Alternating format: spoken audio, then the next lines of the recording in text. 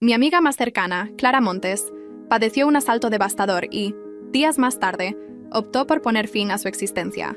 Sin embargo, yo elegí resguardar la identidad del agresor. Su madre, en una ocasión, se postró ante mí implorando la verdad, pero le cerré la puerta en el rostro. Esta es una obra de ficción. Todos los personajes, sucesos y circunstancias descritos son producto de la imaginación y no reflejan a personas reales, ya sean vivas o fallecidas.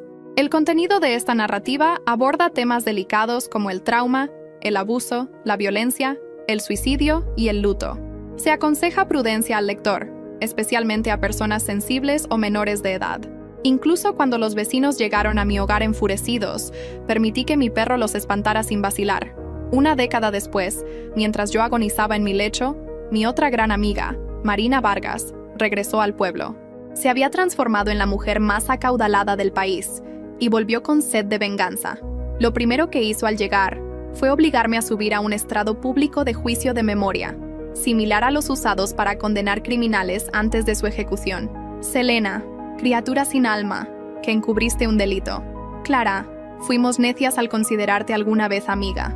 Clara lleva muerta una década, y dejaste libre a su verdugo todo este tiempo. Hoy usaré el extractor de memoria que diseñé para revelar a todos a quién protegiste en realidad.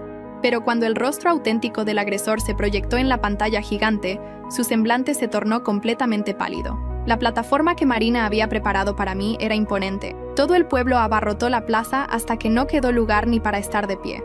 Los periodistas tenían sus cámaras preparadas y la transmisión en vivo se difundió por todas las plataformas principales. Yo ya estaba al borde de la muerte. Mis órganos fallaban y solo medicamentos y fluidos nutritivos me mantenían viva. Aún así, me llevaron a la plaza pública como si yo fuera la responsable de toda la tragedia. Un hombre entre la multitud se lanzó hacia mí, gritando de dolor y furia.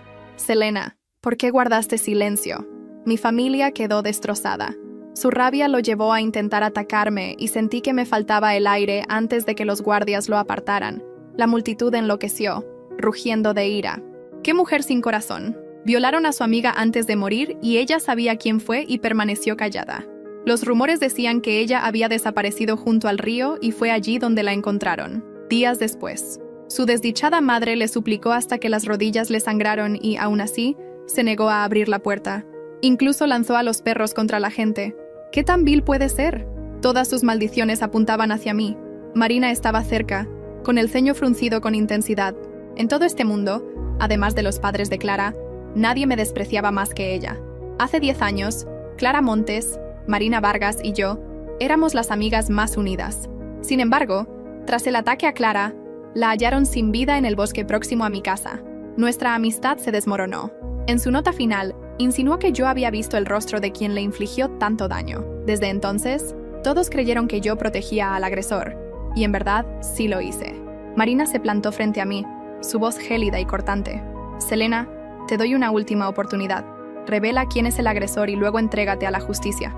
Todavía no es tarde, pero si enciendo la máquina, los pulsos de alta frecuencia destrozarán cada hueso de tu cuerpo una y otra vez. No tendrás ni chance de defenderte». Mi rostro palideció al instante. Me retorcí y grité, presa del pánico. «Marina, no puedes acceder a mi memoria». Ella me tomó de la muñeca con fuerza, apretando los dientes. Asustada ahora. «Es demasiado tarde para eso. Conseguiré justicia para Clara». Las lágrimas corrían por mi rostro mientras imploraba. «Marina, por favor, no lo hagas. Si muestras mis memorias, lo lamentarás todo». Ella soltó una risa amarga, los ojos enrojecidos de furia. ¿Lamentar? Lo único que lamento es haberte considerado alguna vez mi mejor amiga. 2 guardias me obligaron a sentarme en una silla metálica. Me ataron a ella y colocaron un casco de escaneo sobre mi cabeza.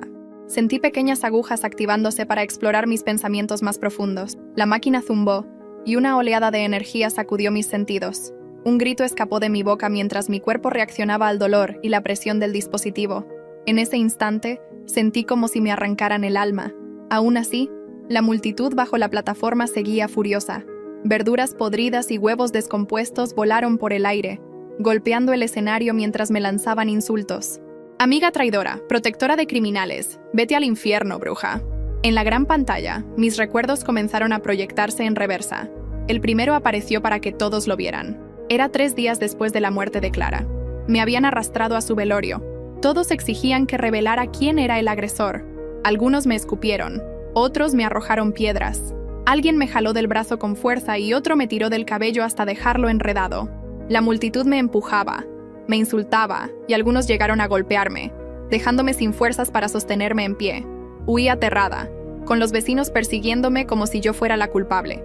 Cuando miré atrás, vi humo alzándose a lo lejos. Mi casa estaba en llamas. Esa gente había incendiado mi hogar. Sin un lugar a donde ir, corrí al bosque con Bruno, mi perro leal. Desgraciadamente, los vecinos nos encontraron otra vez. Mi perro Bruno me fue arrancado en medio del caos.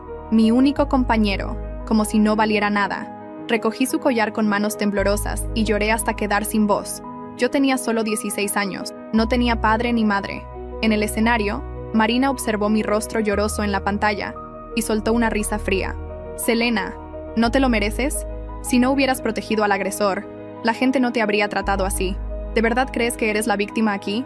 No tienes derecho a compadecerte de ti misma. Encubriste a un criminal y este es tu castigo». Los demás asintieron gritando.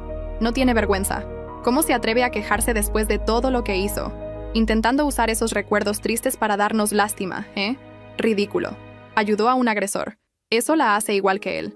Merece el infierno. ¿Quién es realmente digno de compasión aquí?» La familia de Clara lo perdió todo. Una familia perdió a su hija. La madre enloqueció de dolor. ¿Quién merece más nuestra piedad? Entonces, una risa suave y alegre resonó desde la pantalla. «Clara, espérame». El rostro joven y sonriente de Clara apareció en pantalla. En una montaña cubierta de nieve, ella corría hacia mí riendo mientras me lanzaba una bola de nieve. «Atrapa esto, mi pequeña». El padre de Clara cayó frente a la pantalla llorando sin control. Ver la radiante sonrisa de su hija otra vez después de 10 largos años lo destrozó por completo. Tras el suicidio de Clara, su cabello se volvió blanco casi de la noche a la mañana. Cada día visitaba la comisaría preguntando, ¿ya encontraron al agresor? Pero cada vez los oficiales solo negaban con la cabeza. En aquel entonces no había cámaras en el pueblo y mi casa estaba apartada de las demás. Nadie supo quién persiguió a Clara esa noche. La única persona que conocía la verdad era yo. En la pantalla, la yo más joven se arrodilló ante la estatua del dios de la montaña, las manos unidas en plegaria. «Por favor, bendice a mi amiga con salud y felicidad. Que nuestra amistad dure eternamente». Al ver eso, el rostro de Marina se torció de furia. «Selena, mentirosa, ¿cómo te atreves a fingir que te importa, hipócrita?». Avanzó furiosa señalándome. «¿Cómo osas mostrar esos recuerdos? Nos repugnas». 10 años, Selena. 10 años y nunca nos dijiste la verdad. No mereces llamarnos amigas». La multitud estalló. «¿Es tan falsa? ¿Marina y Clara la trataron tan bien? ¿Cómo pudo hacerle esto a su amiga? Es egoísta y fría de corazón. Sigue, señora Vargas. Queremos ver la cara del agresor». Mientras la multitud gritaba, el recuerdo en la pantalla cambió de nuevo. Los sollozos desgarradores de Marina resonaron en los altavoces. «Clara, por favor, no mueras». Llovía con fuerza ese día. Marina y yo caímos de rodillas, incapaces de contener el llanto. Ya no había rastro de alegría en su rostro, solo el silencio de una ausencia profunda. No se parecía en nada a la chica alegre y bonita que recordaba. Regresé a casa aturdida y me acurruqué en una esquina llorando por mucho tiempo. Me golpeé el pecho una y otra vez. Perder a mi mejor amiga fue como si me arrancaran el alma. En el escenario, mantuve los ojos cerrados mientras las lágrimas corrían por mi rostro. Al final, grité destrozada. «Clara, ¿cómo te atreves a morir?». Mis lágrimas seguían cayendo mientras la desesperación se apoderaba de mí. Mi dolor hizo que la multitud reaccionara de inmediato. «¿Qué está pasando? ¿Por qué parece tan destrozada? ¿Cómo puede?». El padre de Clara, Adrián, gritó airado. Estaba fingiendo. Apretó los dientes y dijo, «En aquel entonces, mi esposa se postró en su puerta hasta que sus rodillas sangraron y no abrió ni una vez. Incluso lanzó a los perros contra la gente. ¿Quién podría llamar buena persona a alguien así?». La madre de Clara, Elena, también apareció con el cabello desordenado, sosteniendo una muñeca y repitiendo una y otra vez, «Sé valiente, Clara, no temas». La ira de la multitud volvió a encenderse. El rostro de Marina palideció por un momento antes de tornarse rojo de rabia. Dio un paso adelante y me sacudió con fuerza. Sus ojos se agrandaron mientras gritaba, «Selena, mira, esta es la tragedia que causaste por proteger a un criminal. No tenías padres. Clara y yo te cuidamos desde que tenías 7 años. ¿Por qué nos dabas lástima? Así nos lo pagas». Levantó la mano y me abofeteó con furia. «¿Quieres compasión? Mataste a Clara. ¿Crees que estos recuerdos harán que te perdone? Su respiración era rápida. Las lágrimas cayeron sin aviso. Sus ojos estaban llenos de dolor y rabia. Clara se quitó la vida, pero quien lo causó fuiste tú. Tú la mataste, Selena. Me sacudió con furia. El odio en sus ojos me rompió el corazón. Para Marina, la muerte de Clara fue una tormenta que destruyó todo. Después de esa tormenta, vivió solo en dolor. De pronto, Marina se recompuso y se secó los ojos. Su tristeza se volvió determinación fría y dura. Te lo digo, Selena. No pararé hasta encontrar al miserable que atacó a mi amiga. Cuando lo encuentre, te enviaré a ti y a ese monstruo al infierno juntos. Le indicó al técnico que ampliara el escaneo de memoria. Parecía que ya no tenía paciencia conmigo. La máquina se aceleró. La aguja roja del dispositivo se disparó, y las diminutas agujas dentro del casco se hundieron más en mi cerebro. ¡Ah! Un grito desgarrador salió de mi boca. Una corriente intensa atravesó mi mente. Luces blancas me cegaron por un instante, y sentí que el mundo temblaba a mi alrededor. El técnico, con la frente empapada en sudor, habló con voz temblorosa. «Señora Vargas, deberíamos detenerlo ahora. Ella no resistirá mucho más». Marina miró la gran pantalla con una expresión indescifrable. «Continúen», dijo con firmeza. Su voz era tan fría como el hielo. La máquina rugió y la pantalla tembló. Mi mente luchaba dentro de mi cabeza. Mis gritos resonaron en el aire. Los ojos de Marina estaban rojos y salvajes. Gritó casi desquiciada. «Selena, ¿quién es esa persona? Dime, ¿a quién en este mundo estás protegiendo con tanta ferocidad?» Entonces, de repente, se quebró. Cayó contra mi hombro y lloró. «Éramos tus amigas, Selena». Todo su cuerpo temblaba y sus lágrimas caían sin control. Lágrimas tibias cayeron sobre mi mano y el sonido de su llanto me oprimió el pecho. Mi corazón se partió en pedazos. Mi querida amiga, mi querida Marina, estaba llorando. Extendí la mano sin pensar para limpiar su rostro, pero en esa pequeña pausa, el recuerdo que había ocultado por años apareció en la gran pantalla. La multitud jadeó. Todos se giraron. Cuando vieron la escena, sus rostros palidecieron al instante. Al principio, nadie dijo una palabra. El rostro en la pantalla flotaba sobre la multitud, nítido, inmenso, innegable.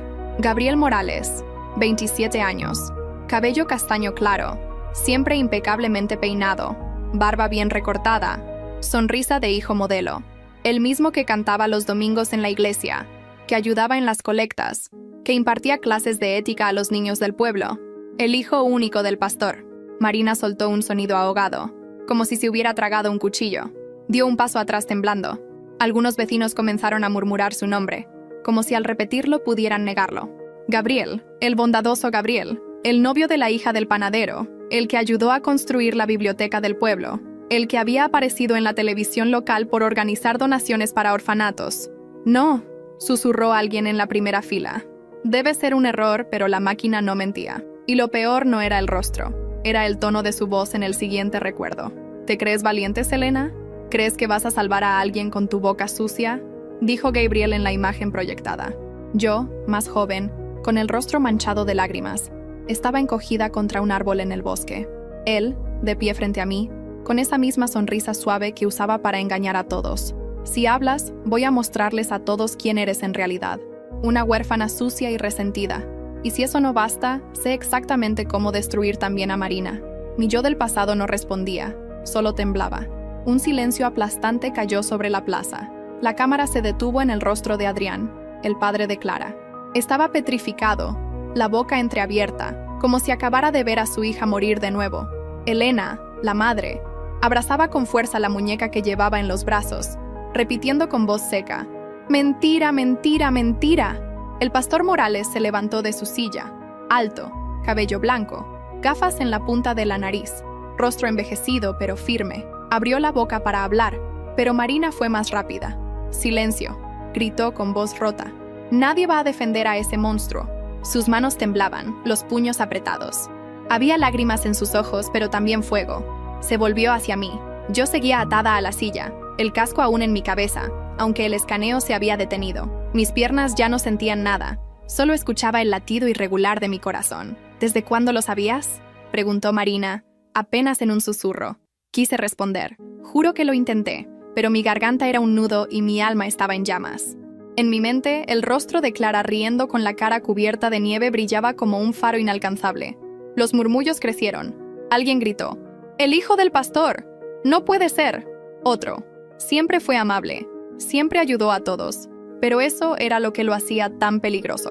Sabía ocultarse. Sabía fingir. ¿Tú lo sabías? Marina volvió a gritar señalando al pastor. Tu hijo. Tu maldito hijo. El anciano se tambaleó como si sus rodillas se quebraran por dentro. Se sentó sin decir una palabra. Ni una. A lo lejos oí las sirenas. La policía ya venía, y así el nombre fue pronunciado. El velo cayó. El monstruo dejó de tener sombra, y por primera vez en 10 años, Clara tuvo un rostro al que gritarle justicia. El nombre seguía vibrando en el aire como un disparo inesperado. Gabriel Morales, el hijo del pastor, el joven ejemplar, el que enseñaba catequesis, reparaba bicicletas gratis para los niños del pueblo, y saludaba a todos con una sonrisa que parecía bendecida por Dios. No sabían que esa sonrisa escondía colmillos de lobo. Desde mi silla, todavía atada, los veía enfrentarse a la verdad. El público se dividía en 3, los que no podían dejar de negar, los que simplemente lloraban y los que ya comenzaban a buscar nuevos culpables. La máquina fue manipulada, gritó una mujer desde el fondo. Esto es una trampa, un circo para dañar a una familia honrada. Sí, eso no prueba nada. Selena puede haber armado todo esto. Ella odia al pastor desde siempre. El murmullo se convirtió en gritos. Vi a Marina levantar la mano y golpear el micrófono con fuerza. Basta, bramó. La memoria es prueba. Ustedes la vieron. Vieron lo que él le dijo. Vieron cómo la amenazó. El rostro de Gabriel seguía en la pantalla congelado, con una media sonrisa torcida. Detrás de él, en la imagen grabada, yo parecía una niña perdida. En cierto modo, todavía lo era. El pastor se puso de pie. Era alto, delgado, de cabello blanco, bien peinado, con la voz templada por años de sermones. Esto es un ataque contra mi familia, dijo con la voz temblando. No permitiré que insulten a mi hijo basados en una máquina, en una manipulación emocional. Se acercó a Marina, pero ella no retrocedió ni un centímetro. ¿Lo sabías?, le preguntó ella con los ojos rojos de furia.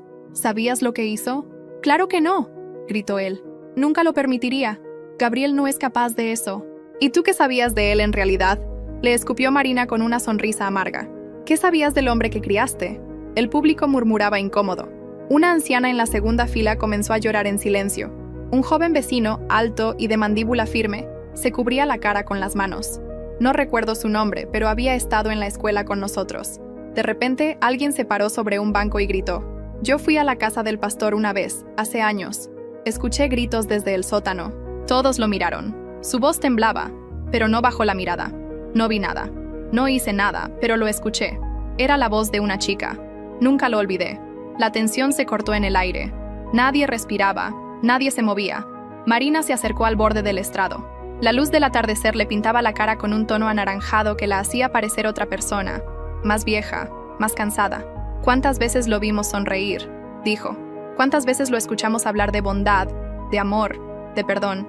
¿Y cuántas veces ignoramos que Clara lloraba cuando lo veía? Elena, la madre de Clara, seguía en trance, pero Adrián, su padre, caminó hasta el centro de la plaza. Cada paso era como una piedra lanzada al agua. Yo lo invité a mi casa, dijo con voz hueca. Le ofrecí vino. Comió con nosotros. Conocía a Clara desde pequeña. La abrazaba como un tío. Se detuvo. Cerró los ojos. Y mientras tanto, la destruía. La rabia llegó como un viento helado. No hubo violencia física, pero los gritos regresaron. Ahora dirigidos al pastor. A mí. A todos. ¿Por qué nadie dijo nada? Todos somos culpables. Esto estaba frente a nosotros y lo ignoramos. Yo me sentía cada vez más débil, pero no cerraba los ojos. No podía. No debía. Quería grabar cada reacción en mi memoria. Quería que el rostro de Gabriel se derrumbara frente a cada uno de ellos, como lo hizo el mío durante 10 años. Una mujer joven se acercó a la pantalla. Tenía el cabello rizado, piel morena, mirada dura. Respiró hondo. Yo también fui a su casa cuando tenía 15. Su voz era firme como el hierro. Me pidió que no le contara a nadie que me había tocado. Me dijo que yo lo había provocado, que si hablaba nadie me creería. Así que me callé. El mundo pareció detenerse. Marina bajó la cabeza. ¿Cuántas éramos?, preguntó. ¿Cuántas más? Yo quería levantar la mano, decirles que no estaban solas, pero mi cuerpo no me respondía. La policía apareció en la plaza. Uniformes azules, rostros tensos, radios en la cintura. Una mujer agente se acercó al estrado. Tenía unos 40 años, cabello recogido, sin maquillaje, voz clara. Tenemos orden de arresto. Lo encontraremos. Y por primera vez vi una chispa de algo parecido a justicia encenderse entre los restos de nuestra tragedia. Lo que más dolía no era el odio. Era que por primera vez en años me estaban mirando y ya no sabían quién era yo. Los vecinos no me gritaban como antes, pero tampoco me miraban con compasión. Había un vacío extraño en sus ojos, como si no supieran cómo procesarme. Durante 10 años fui la bruja, la traidora, la amiga sin alma. Y ahora, sin ese disfraz, no sabían qué hacer conmigo. La pantalla seguía proyectando recuerdos, porque la máquina no se había detenido del todo.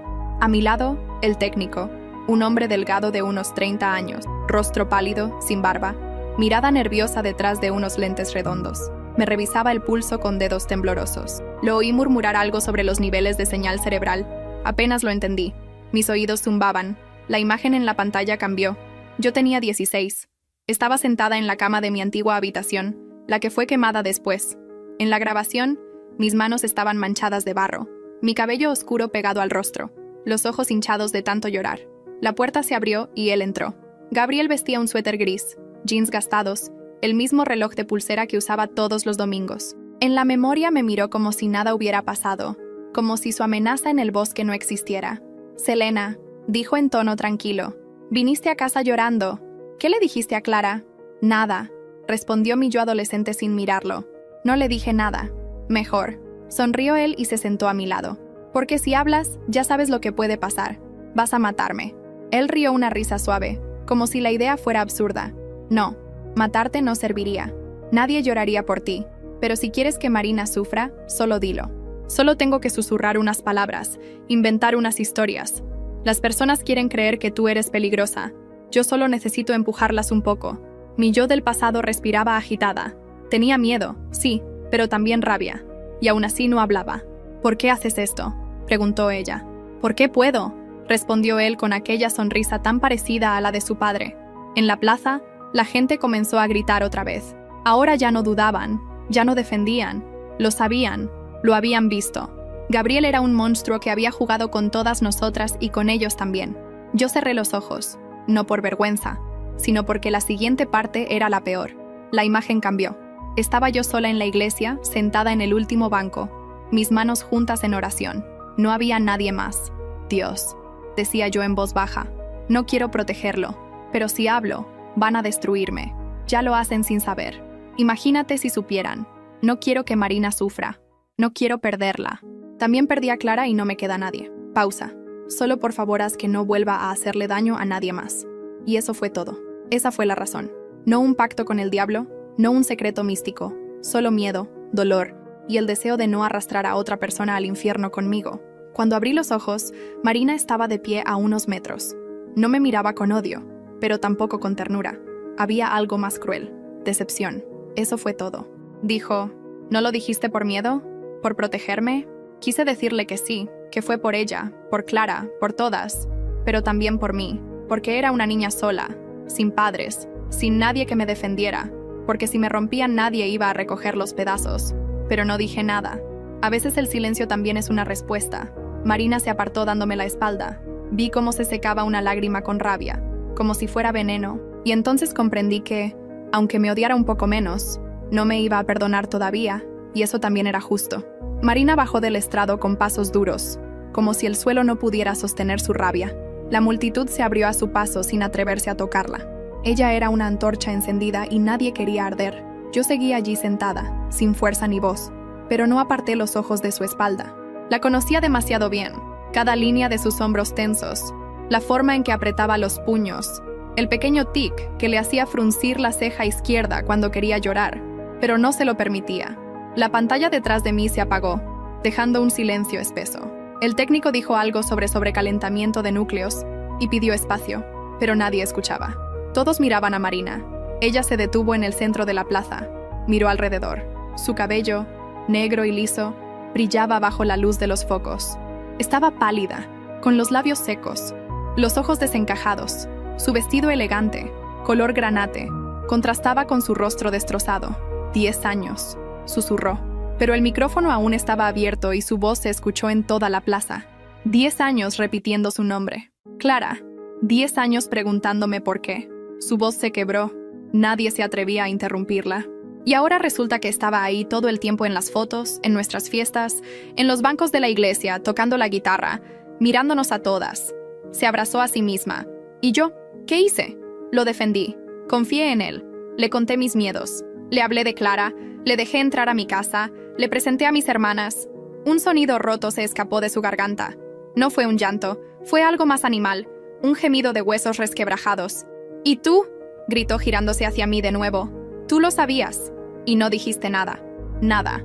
Me miró como si quisiera arrancarme la piel, pero sus ojos estaban llenos de algo más peligroso que odio. Dolor. ¿Sabes lo que es vivir con la culpa de no haber protegido a tu mejor amiga? Dijo dando un paso hacia mí. ¿Sabes lo que es imaginarla cada noche saltando al río mientras tú duermes bajo sábanas limpias? ¿Y ahora me dices que todo esto fue por una amenaza? Cerré los ojos, no porque no quisiera verla, sino porque no podía sostener el peso de sus palabras. Yo te defendí, continuó. Cuando todos querían quemarte viva, yo dije que eras solo cobarde, que no podías soportar el dolor. Pero no eras cobarde, eras cómplice. Se agachó frente a mí. Su rostro estaba a centímetros del mío. Podía oler su perfume, lavanda y algo cítrico, mezclado con el salado de sus lágrimas. Me quitaste a Clara, me quitaste mi confianza y ahora me quitas la rabia, susurró. Porque te veo así, rota, y ni siquiera tengo a quien odiar ya. Sus ojos se llenaron de lágrimas. Me tomó de la muñeca. Ya no había fuerza en su agarre, solo temblor. ¿Sabes qué me asusta más? Dijo, que parte de mí quiera abrazarte. Y eso me destruye. Se levantó y se alejó tambaleando. Algunos la intentaron detener. Un periodista le apuntó con una cámara. Ella le dio una bofetada sin pensarlo. Otros retrocedieron. La vi desaparecer entre la multitud como un fantasma. Y por primera vez en 10 años supe que no estaba sola en mi infierno. La rabia de Marina se había caído como una máscara. Lo que quedaba era su rostro real, el de una mujer que perdió a su mejor amiga, a su fe en el mundo, y ahora a su razón para odiar. Los murmullos se habían apagado. La plaza ya no ardía en gritos ni rabia, sino en algo mucho peor. Silencio. Ese tipo de silencio que se siente como una cuerda apretada en la garganta. Ese que llega cuando ya no quedan excusas. Cuando la verdad cayó tan pesada que rompió hasta las piedras. Los montes estaban al frente. Elena, con su cabello canoso enredado, seguía abrazando la muñeca vieja de Clara. Sus labios se movían sin sonido. Era como si hablara con su hija invisible. A su lado, Adrián parecía una estatua.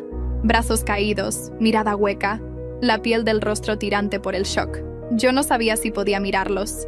Mi cuerpo me pedía cerrar los ojos y hundirme en la nada. Pero no lo hice porque, si tenía que pagar por todo, también debía mirar el dolor de quienes más amé. Fue Adrián quien se movió primero. Subió al estrado con pasos lentos pero decididos. Tenía más de 50 años. La barba gris mal cuidada. Ojeras de décadas. Sus manos temblaban levemente como si sostuvieran algo invisible. Cuando llegó a mi lado, no me miró. Se volvió hacia la gente.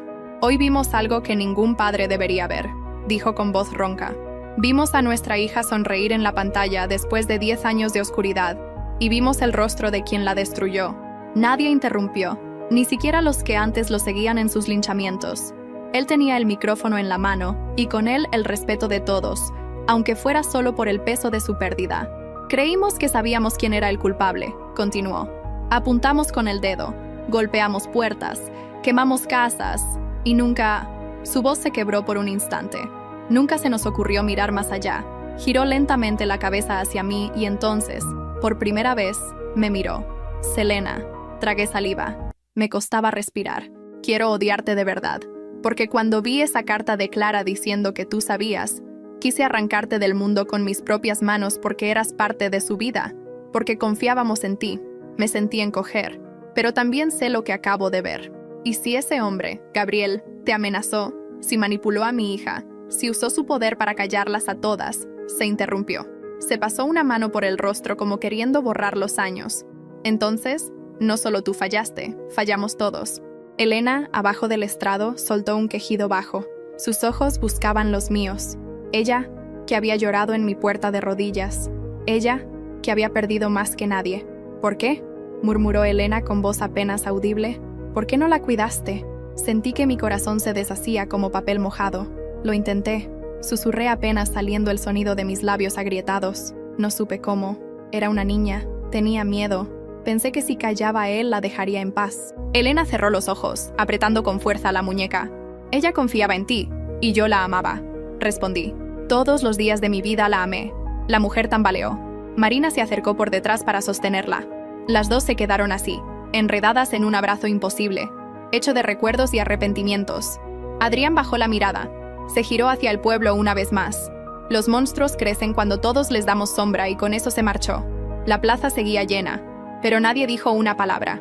La verdad ya estaba allí. Y los montes no me perdonaban.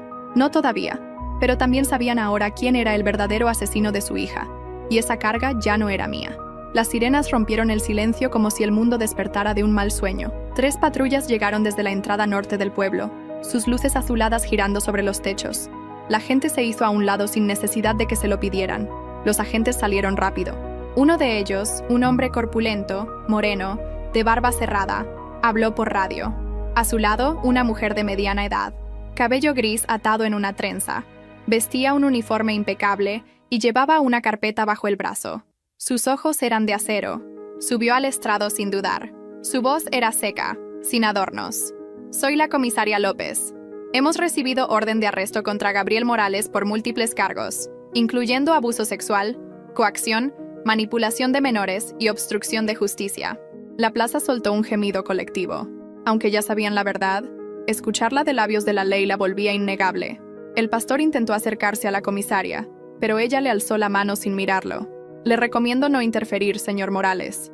Esto ya no es asunto de fe, es un crimen federal. López hizo un gesto a uno de sus oficiales. Un joven de rostro serio sacó una tablet y mostró una imagen reciente de Gabriel. Estaba más adulto, con el cabello más corto, pero su sonrisa era la misma. Estaba en una foto pública rodeado de empresarios.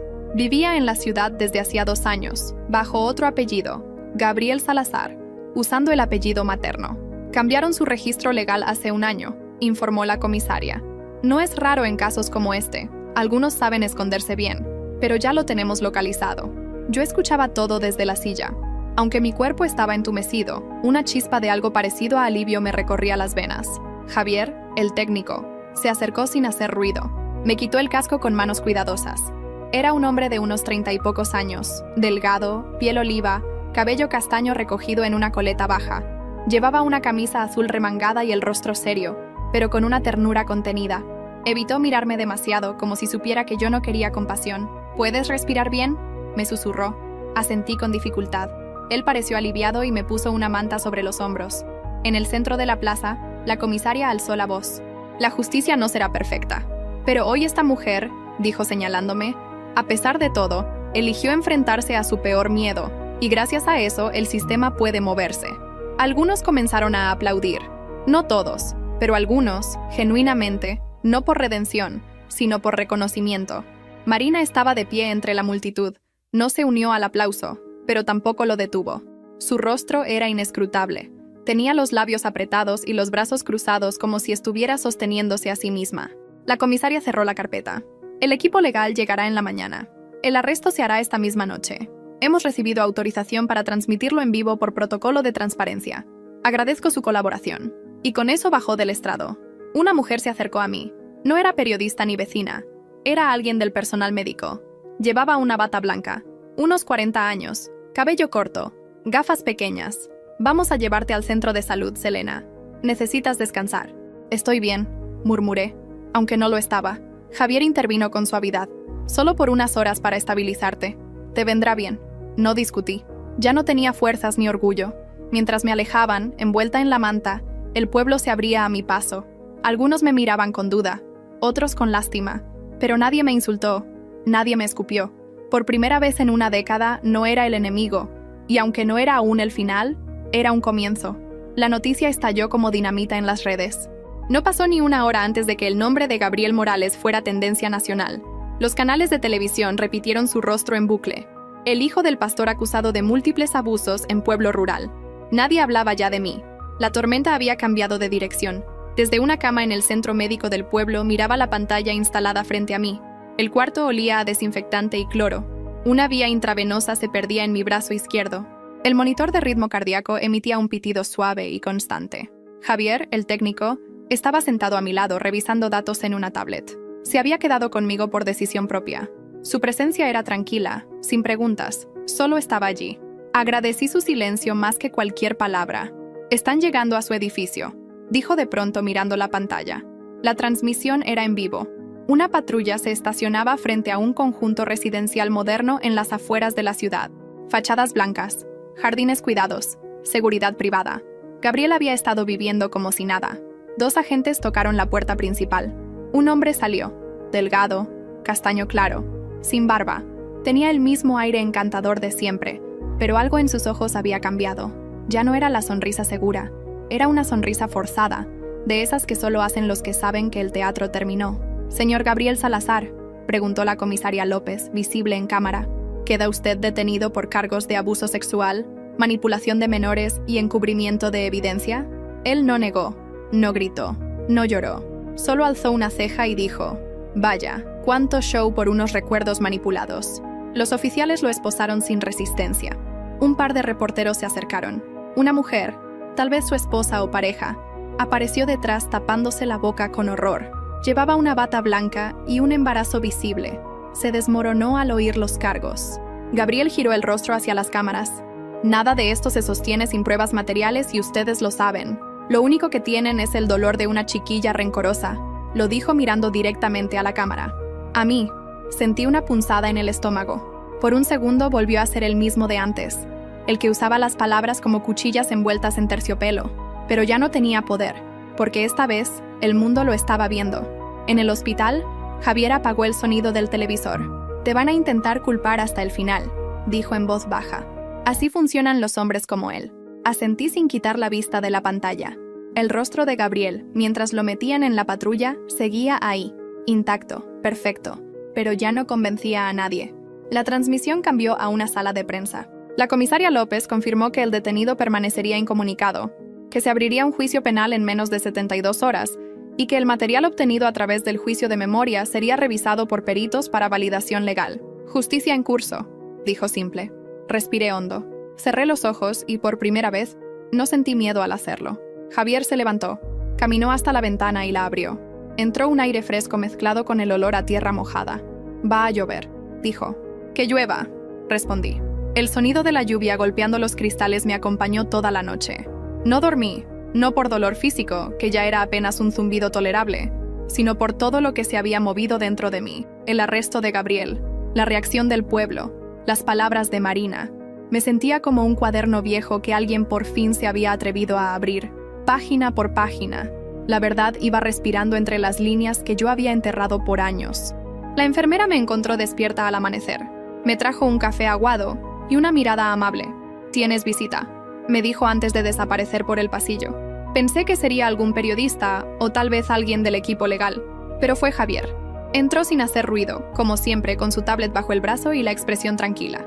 Había algo en él que nunca cambiaba, esa forma de estar presente sin invadir. «¿Dormiste algo?», preguntó. «Lo suficiente para seguir viva», respondí con una media sonrisa. Se sentó en la silla junto a la ventana. Llevaba una chaqueta gris clara sobre una camiseta blanca, jeans oscuros y un reloj digital en la muñeca. Su coleta estaba un poco más desordenada que de costumbre, como si no hubiera tenido tiempo de peinarse. «¿Traje algo?», dijo encendiendo la tablet. «Es la grabación completa del juicio. Me la pidió la fiscalía, pero pensé que deberías verla tú también, por si quieres decir algo más». Lo pensé, no porque dudara, sino porque había partes de mí que aún no había mostrado, partes que tal vez no servían como evidencia legal, pero sí como cierre emocional. Tomé la tablet entre mis manos. En la pantalla estaba mi rostro proyectado durante el juicio. Me vi llorar, me vi temblar, me vi guardar silencio. Pero no fue eso lo que me hizo decidir. Fue otra imagen. Clara, en uno de los flashbacks, estaba sentada en mi cuarto probándose una falda y girando sobre sí misma. Tenía el cabello suelto, largo, castaño claro. Su risa llenaba la habitación. «¿Crees que me queda bien?», decía. «Te queda todo bien», respondía yo en la grabación. Me llevé una mano al pecho. Sentí el nudo subir por la garganta. Javier me miraba en silencio. «Quiero decir algo», le dije. «No a la policía, no al pueblo, a ella». Él asintió. Me entregó una pequeña cámara y se retiró dándome espacio. Me senté en el borde de la cama, acomodé el ángulo y respiré profundo. La luz de la mañana entraba suave por la ventana, pintando la pared de azul claro. «Clara», dije mirando directo a la lente, «no tengo palabras suficientes para pedirte perdón. Me callé cuando debí gritar. Me escondí cuando debí correr por ti. Me odié cada día por eso». Pausa. pero te juro que lo hice porque tenía miedo, porque él me conocía, sabía cómo romperme y sabía cómo usar a Marina como arma. Respiré hondo. Hoy lo atraparon, y no por mí, por ti, porque tú me diste fuerza. Porque cada noche que no dormí, fue pensando en cómo habrías vivido si alguien te hubiera defendido a tiempo. Sentí que algo dentro de mí se liberaba, como un hilo tensado que al fin se rompía. Te extraño, pero también te dejo ir. Cerré los ojos. Las lágrimas no eran de dolor, eran de fin. Al terminar la grabación, Javier volvió, tomó la cámara con cuidado y me preguntó, ¿quieres que lo publique? Sí, respondí, que la vean, que sepan que no me salvé, pero sobreviví. Me levanté de la cama con lentitud. Javier me ayudó sin decir una palabra. Caminé hasta la ventana. La lluvia había parado, y por primera vez, sentí que mis pasos me pertenecían otra vez. Volví a casa 3 días después, no a la antigua. Esa había sido consumida por el fuego hacía una década, sino a una pequeña casa prestada al borde del pueblo, entre árboles viejos y campo abierto. Aquel lugar no tenía historia conmigo, y quizá por eso se sentía como un lugar seguro para empezar. La puerta de madera crujió al cerrarse tras de mí. Era sencilla, con paredes claras, un sofá sin pretensiones, una mesa con marcas de uso y ventanas grandes que dejaban entrar el sol sin permiso.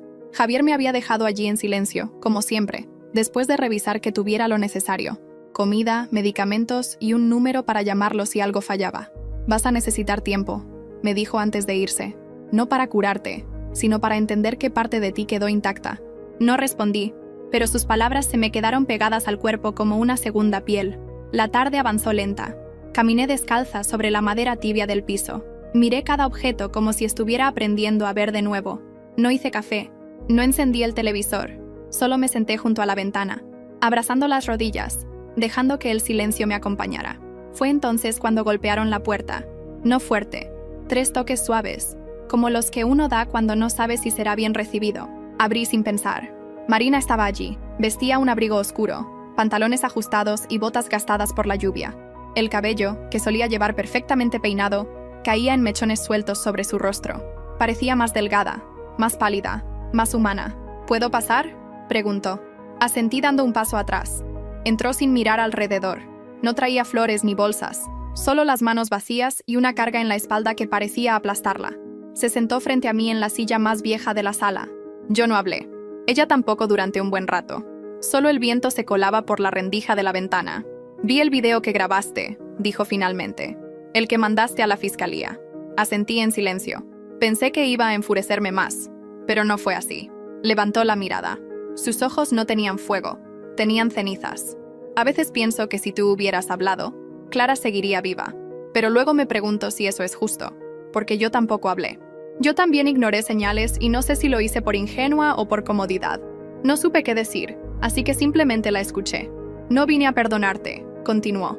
No estoy lista para eso, y tal vez nunca lo esté. Respiró hondo, como si cada palabra le costara una costilla. Pero tampoco vine a culparte más. Sus ojos se humedecieron. Esta vez no lloró con furia. Lloró con cansancio. Vine porque quiero soltar esto, porque no quiero odiarte para siempre, porque parte de mí aún recuerda a esa niña que rezaba en la montaña con nosotras. Un nudo me subió por la garganta. Estaba ahí, colgando entre la memoria de quiénes éramos. Yo tampoco te perdono, le dije, y ella parpadeó sorprendida, porque tú también me abandonaste, porque cuando me escupieron tú también callaste, porque sabías quién era yo, y aún así me dejaste sola. Se quedó quieta. Pero tampoco quiero seguir odiándote, agregué. Me está matando. Marina asintió lentamente. Luego se levantó. Caminó hacia la puerta. Antes de salir se detuvo. El cementerio está limpio ahora. Quitaron las ramas. Pintaron las lápidas. Clara tiene flores frescas. Pensé que debías saberlo. Se fue sin decir adiós. Sin abrazos, sin perdón, pero también sin culpas. Y eso, para nosotras, era el acuerdo más sincero posible. Pasaron los meses. El invierno se retiró lentamente como si no quisiera ceder. La nieve en las cimas se derritió, dejando correr los ríos con más fuerza. Y cuando el primer cerezo floreció en la entrada del pueblo, supe que era hora de regresar allí, donde todo empezó. Subí la colina una mañana de abril con los zapatos hundiéndose suavemente en la tierra húmeda. En la mochila llevaba flores frescas, pan casero y un pequeño cuaderno con la tapa desgastada. A mi lado caminaba Javier. Habíamos compartido muchos silencios desde aquel día en el hospital. Silencios cómodos, naturales. No eran evasivos, eran espacios espacios donde él no exigía respuestas ni confesiones. Y por eso, poco a poco, comencé a darle palabras. No hablábamos de amor, no hacían falta etiquetas. Nos cuidábamos. A veces él traía sopa cuando tenía fiebre, a veces yo le dejaba notas en su buzón. Éramos dos personas rotas, intentando vivir sin romper más. Llegamos a la cima al mediodía. El viento acariciaba las ramas del manzano que plantamos entre todas cuando teníamos 12. Todavía estaba allí, torcido, pero vivo. Frente a él, la lápida de Clara descansaba bajo la sombra parcial de las hojas. Me agaché sin decir nada. Coloqué las flores con cuidado, margaritas y lirios blancos, como le gustaban. Javier se quedó unos pasos atrás dándome espacio. Abrí el cuaderno. Era el diario de Clara, o lo que quedaba de él. La madre me lo había dado meses atrás con manos temblorosas y los ojos secos de tanto llorar. No contenía confesiones ni acusaciones, solo dibujos, letras desordenadas, frases sueltas, pero en cada página había vida. Lo dejé abierto sobre la lápida. El viento lo movió como si ella aún estuviera leyendo. «Hola, Clara», dije sentándome en la hierba. «No sé si puedes oírme o si importa, pero quiero contarte cómo terminó todo». Le hablé de Gabriel, de su condena, 35 años sin posibilidad de reducción, de las otras chicas que hablaron después, de cómo el pueblo ya no lo defendía, de cómo su padre renunció a la iglesia y se mudó sin despedirse. Le hablé de Marina, de nuestra conversación sin abrazos, sin perdón, pero también sin odio, y de cómo ahora ella dirigía una fundación para chicas vulnerables. Le puso tu nombre. Le hablé de mí, de cómo empecé a respirar sin miedo, de cómo cada día dolía un poco menos, de cómo Javier se convirtió en una pausa en mi caos, y finalmente le hablé de Bruno. ¿Sabes? Siempre pensé que lo último que me quedaba de hogar era él, pero me equivoqué. El hogar era otra cosa. Era sentarme contigo en este lugar sin tener que pedirte perdón una vez más, porque ahora sé que me perdonaste hace tiempo. Saqué una pequeña figura de madera del bolsillo, un perrito tallado por un artesano del pueblo. Lo puse junto a las flores. «Gracias por no irte del todo», susurré. Javier se acercó entonces, se agachó a mi lado. Su mano rozó la mía. No dijo nada. No hacía falta. «¿Lista para bajar?», preguntó. «Un minuto más». Me quedé mirando el árbol. Sus ramas eran irregulares, llenas de brotes.